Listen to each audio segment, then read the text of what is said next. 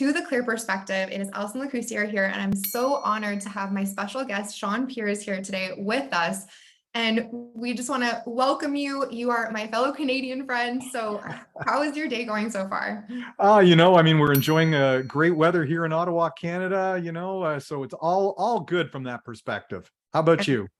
I'm in Calgary, and it is one of the 3 months of the year that it's warm and nice. So I'm also enjoying that.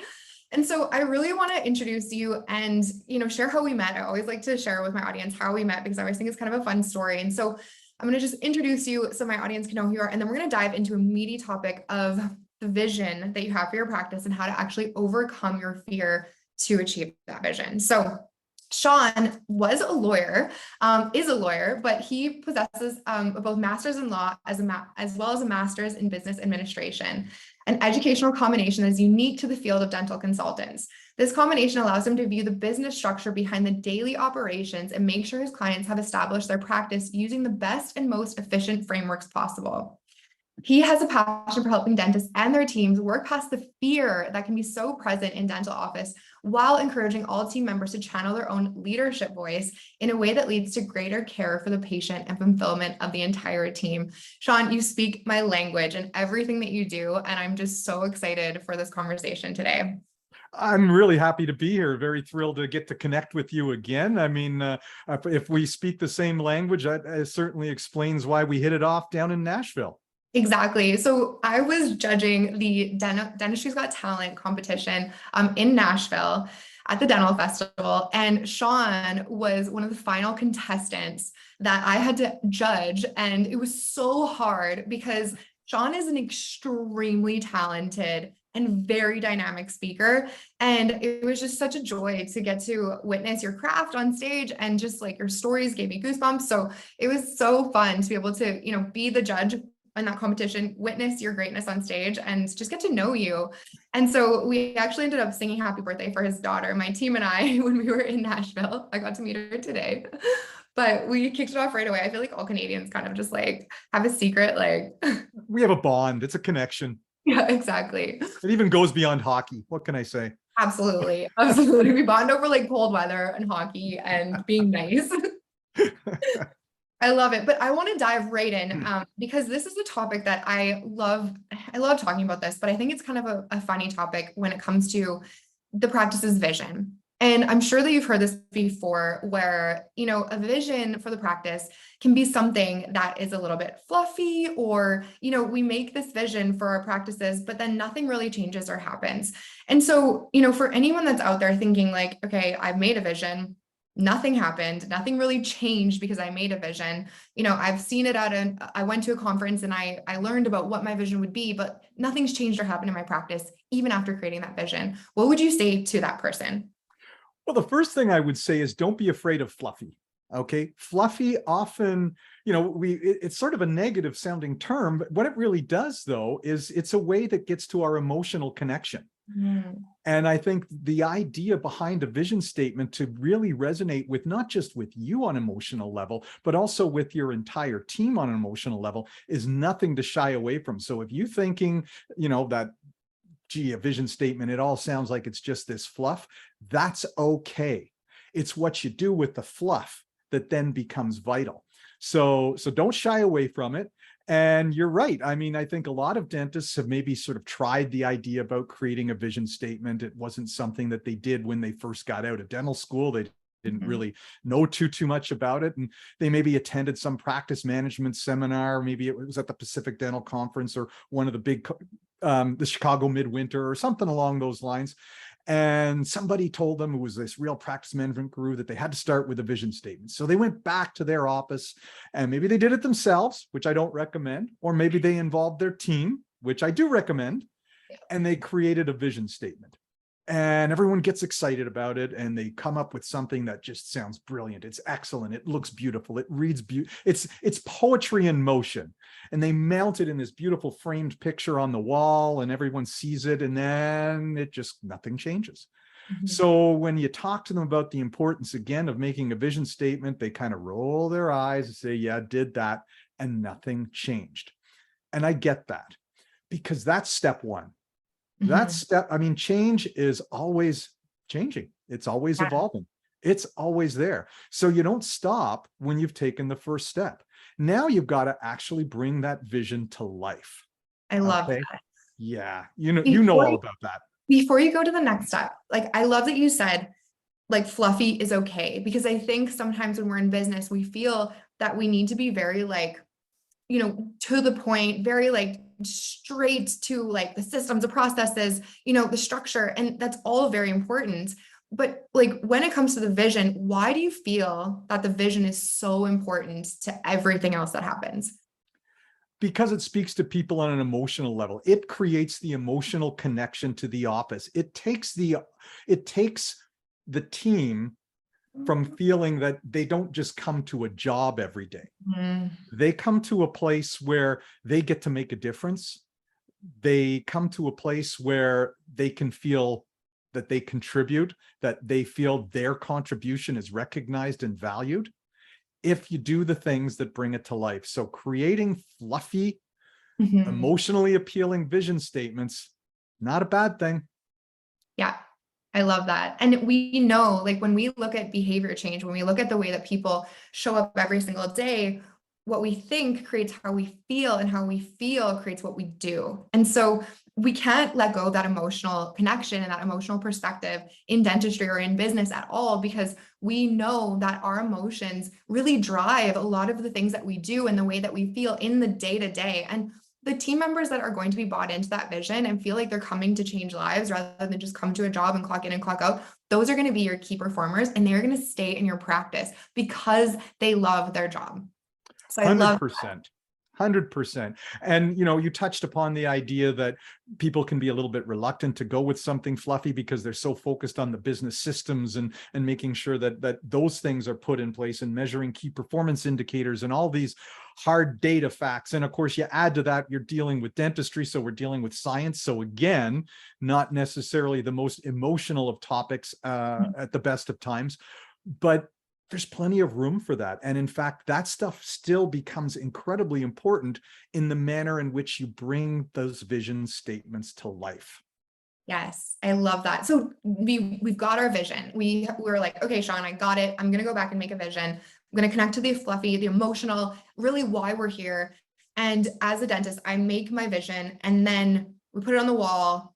What happens next? How do we bring that vision to life? Well, I mean, first of all, never forget, what are we doing? We are practicing dentistry. We are in the profession of dentistry. That means we are looking after the oral health care of patients that come into our practices. So, I mean, we have to be in a position to provide them with the best level of care that's possible. So we sit down and we create a written standard of care. And this is another one of those situations where you go into an office and you ask them, well, do you have a standard of care? And inevitably the answer is, well, of course I do. Well, can I see it? Mm, No, it's all up here. Well, you have to make sure every team member is behind your standard of care. Every team member has a role in employing and enforcing your standard of care. And that standard of care, how you apply things with what you will do from the technical standpoint of dentistry, reinforces the fluffy emotional part of the care that you are outlining in your vision statement, because your vision statement is still probably going to have elements of care in it. That's what we're doing. So we move into a standard of care that the whole team gets behind. The hygiene team knows what it is. The dental assistants know what it is. The admin team knows what it is, because they have a role. They may not be the ones in the operatory doing the actual clinical work, but they're the ones that get asked questions all the time, whether it's on the phone or a patient on the way out saying, doctor said I needed this. Do you really think I do? They need to understand why it is you said what you said, so that they can get behind it. So you bring a standard of care that reinforces the vision, and everybody understands it, and they understand their role in how they will bring it to life. I love this. It is like, this is like the practical application of the vision. And when I'm teaching teams and I'm talking about teams, I always say like the vision is like who we are. And then your standard of care is how we do, because we all need to understand how we do everything. And, one of my favorite things to say is like, how we do one thing is how we do everything. So in your practice, when you have a very high standard of care and you want to achieve excellence for your patients, your whole team, like you said, needs to know exactly how to do these things and why we're doing them in the first place. So I love that. What gets in the way? Like, what do you think if like somebody does this perfectly? They make their vision, they sit down with their team and they create their standard of care that's really against their vision and they go to kind of like implement it. What do you see can get in the way and how do we overcome that? Well, I mean, certainly one of the biggest obstacles I saw on that front ever was a dentist actually saying there's no point in telling their admin team what the standard of care is because they're not smart enough to understand it anyway. That's going to be a self-fulfilling prophecy. If that's what you believe, yeah, that's probably the caliber of team you are going to have working with you, because anyone else is going to say, I'm out of here. Yeah. I'm not appreciated. I'm not valued. I'm out of here. And can I So just add to that quickly? Even if you don't tell your administrative team that you don't think that they're smart enough to understand, they will feel that. They will feel that you don't trust them with this information and with this higher level explanation. If you do trust them and you're educating them and you're elevating them, they will feel that and they will elevate themselves. So that was such a good point. Thank you so much for saying that. I wish I didn't have to say it, but you know, I mean, it's simply the truth. It was one of those sort of jaw-dropping moments when a dentist said that to me, and I'm sort of like going, I don't think I can help you if that's going to be the approach, because, you know, like, what am I supposed to do if that's what you feel about your team? So that's certainly the first step. The next step is, you know, I mean, you're still not done when the standard of care is created. You then have to make further steps and look at it and say, what do my job descriptions for my team members, you know, say about the work that they do? How do those job descriptions reinforce the standard of care? How do they reinforce our vision statement? Same thing with the policies and procedures manual about how we will do things. And I think it becomes, if you allow it to, it becomes this daunting, overwhelming task. And I think the tendency is this feeling that I have to do it all at once. And if I don't do it all at once, if it's not something I can get completed in the next month or two, then what's the point? And I think that can be really something that holds a lot of teams back, because they don't see the progress as quickly as they would like to. There's a certain degree of patience that's needed, because you know, you're looking at some, if you haven't done any of this work, you're looking at some pretty fundamental change. Yeah, exactly. And really, like, it's not enough. This is something that I see is that, you know, people get inspired and they get excited. They create their vision, they create their standard of care, they implement it through the office, they have a great team meeting about it, and everyone feels like, yay, this is awesome.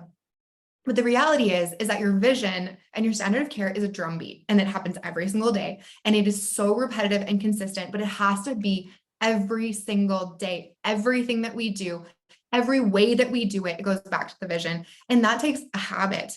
And that takes time to really like kind of consistently get that drumbeat moving forward. And so I see the same thing, that people get frustrated, or they're like, I told my team that this is part of our vision, but we have to repeat it every single day. And then it becomes a part of who we are rather than just what we're doing. So I love that. It takes patience to be able to get us where we need to be. And so how do you help practices like kind of instill that patience? Or like, are there any like tactics that you kind of suggest to help them, like, you know, see the bigger vision here? Well, I mean, from my standpoint, one of the first things is to make sure that the team is involved. I mean, this is not just, you know, doctor, it's, I understand if you're the practice owner, it's your vision, it's your baby, it's, you know, something that you've invested a great deal of money in. Your team may not necessarily have invested the money to purchase the practice, but they've invested their time. A lot of them will have invested a lot of time and money of their own in terms of their education to get to the point where they can be a part of your team. So they have a stake in it as well. And to be comfortable to be able to say, what's my role as a leader, knowing that, yeah, when push comes to shove, it is my practice and I get the final say on things, but I have to make sure the team has a voice, and I have to make sure that what they see as their passion, as their vision, is at least to some extent reinforced in our own. Because if it isn't, then maybe as team and employer, team member and employer, maybe it's not a good match, and that's okay. Sometimes it's okay to invite someone to find their passion in another location. And it's also okay to admit, I don't know it all. I'm going to make mistakes along the way. We as a team are going to make mistakes along the way. Let's be comfortable with, as you say, it's a drumbeat. You're constantly having to upgrade it. You're constantly revisiting it. You're constantly redoing things. I mean, the greatest professional athletes never stop practicing, and they never stop improving their game. Yeah. You're always having to do that. So those are the sort of things that I try to coach them on: is involve your team, and don't focus on the money. I mean, anytime a dental office comes to you as a coach or consultant, it's usually they're concerned about they're missing money. And I'm looking at them saying, that's great. Let's not focus on the money. Let's see where the care opportunities are being missed. Because when we address the care opportunities, we'll address the money. 100%. I love that. And it's hard when somebody is, and I want to kind of like shift gears here a little bit to talk about kind of the fear that, practice owners have and business owners have in general. Like there's a lot of pressure on these dentists' shoulders. And they have to make a lot of decisions during the day. And so sometimes what I'm seeing is when they're thinking about that big vision, it's almost like they can't see outside of the fear that, very naturally you have as a practice owner, because there's so much, like bills are high, team is expensive, and, it can get scary. And so how do you help dentists kind of overcome that fear of, even creating that vision, or not thinking about money when, that's what they really want to be thinking about, or that's kind of like the thing that's kind of a thorn in their side at the time? Yeah, I mean, when it comes to the money aspect, you really have to just sort of reinforce with them the idea that we will look after the money. The money will definitely come, and we are measuring that. We don't ignore that. But if that becomes our focus, just chasing the dollar, then we're not going to be providing that level of care that we are capable of providing. We are not going to be, we're certainly going to have trouble living up to any sort of a fluffy vision statement if we're just focused on how do I make more money. I'm here to help you do that, but I'm here to help you do that in a way that really generates passion around the care that you are providing. So that I try to appeal to that, because that's the part that in a lot of cases the dentists are most comfortable with. That's the part they're trained on. So I want them to focus on the stuff that they are most comfortable with. Yeah. I also want them to understand they're not alone. I mean, I think this is one of the big things that dentists struggle with, is maybe, and I don't know why, compared to so many other small business people who are not dentists, I find dentists have a tendency to beat themselves up more than so many other small business people about the things they don't know and don't understand. Yes. And that generates a lot of the fear. And I think part of the first step on that is to say, that's okay. You're not alone. All small business people experience this. The person who was a great cabinet maker that decides to start their own cabinet making business probably doesn't know a lot about human resource management.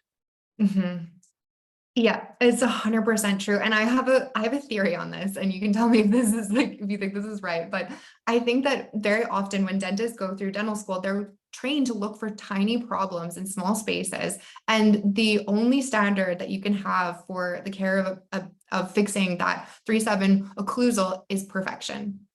And so when they're going through 4 years of dental school, expecting perfection and having to look for small problems all day long, I think sometimes it's like this high expectation for themselves, and almost like going into business, they're expecting themselves to know how to be an exceptional business person and an exceptional dentist, which there's no expectation for that because they didn't come out of business school. So I see that so often as well. And I think that's a great point. And so, helping dentists not feel so alone, like what would you suggest? And if, a dentist is listening to this right now and they're like, yeah, I do feel quite alone in my business, like where would you kind of send them to, or how would you support them? Well, I mean, I think one of the things that certainly private practice dentists are, as you say, struggle with is that sense of being alone, the idea that there isn't a feeling of community for them. And I would certainly recommend, by all means, there are community opportunities out there. They can be found.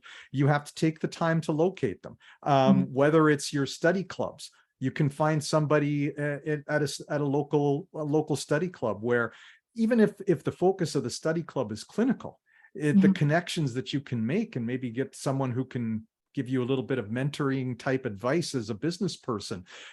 That can be one of the avenues that you get past, because somebody who's kind of experienced it and gone through it, that's going to resonate with you. Obviously, the world of coaching and consulting, there's people out there that can share their experience, and I know some dentists look upon that as being a negative thing. They don't like the idea of working with a coach and consultant. Most coaches and consultants I know work with other coaches and consultants on their business. I mean, it's just the reality of it. Yeah. You get so focused on serving your clients that sometimes if someone isn't holding you accountable, you overlook some of the important aspects of your own business, and you need to have 100%. somebody pull you back. 100%. So find those people. They are out there. They can help allay some of those fears for you, and understand that, fear is normal. Fear is everywhere in dentistry. Patients are afraid. Our teams are afraid. Doctors are afraid. How you lead, how you work as a team and encourage that is another big way to get past your fear. Sharing it with your team. Yeah. Not in a way that makes it seem like I'm paralyzed and I don't know what to do, but it's that whole idea of Brene Brown and being vulnerable. Exactly. That you just stole the words right out of my mouth. I was just thinking, like, vulnerability creates connection, vulnerability creates trust. And when you can be vulnerable with your team to a point, obviously you're not like, the business is blowing up and I don't know what to do, but like vulnerable to a point that helps people trust you. And even when you're looking for that community or that connection to help you not feel as alone, is being vulnerable that you don't have everything together. And that's okay, because as business owners, like, you're a business owner, I'm a business owner, we work with business owners all the time. There are very many times when not everything is buttoned up or together, and we're always constantly working towards making it better every single day. And that's really the true success, is that we're trying to be better every single day. So that, yeah, vulnerability creates trust, and it's so, so critical. Well, and you touched on it earlier when you were talking about perfectionism and everything, and the idea that, they're looking at creating the perfect work in the mouths of their patients, and they take that approach to how they deal with business. And we know perfectionism is the enemy of accomplishment. Yeah, exactly. Exactly. And, recognizing that you might have like that perfectionistic tendency, and then trying to make small changes towards that. It's okay if you're recognizing that you have that, it's been trained in you, but then just making those shifts to be able to overcome it, because you're going to find so much more joy and success if you can overcome that. I feel like I could spend all day with you, but I know we have to get to the top of the hour. But I want to kind of ask you one final question. In your zone of genius, with what you're doing in the dental industry and how you're serving our community, what is your definition of success? Like, at the end of the day, if you could make this big change, or, see something change in the industry, what would that success look like? Oh, wow. Well, we're going to go adopting a little bit of a vision statement approach here with respect to that. And this is where life gets fluffy. And again, that's okay. I mean, my vision of success is for dentists is to create happy dentists in private practice. And I don't say that in a way to disparage the corporate world in any way. I think there's a lot of dentists. I've had dentists I've encountered that I've recommended consider that as an option because it suits them. It truly does.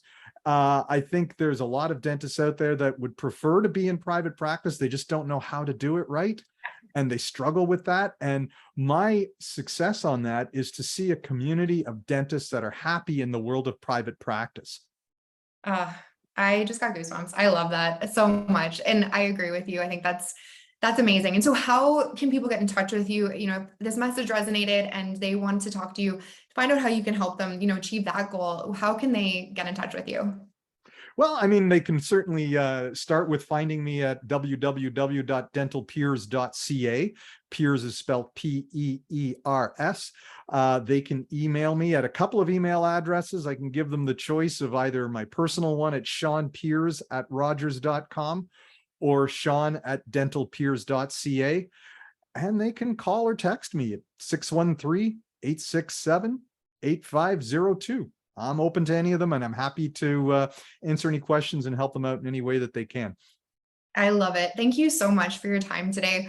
I want to acknowledge you for what you're doing in the industry, your vulnerability, and your, the way that you allow people to know that it is okay to be fluffy and there's a practical application to it that helps with overall success. I think that message is so powerful. And I'm just so excited to see, the change that you're going to create in our industry today. So thank you so much, Shawn, for being on The Clear Perspective today. It's been an honor.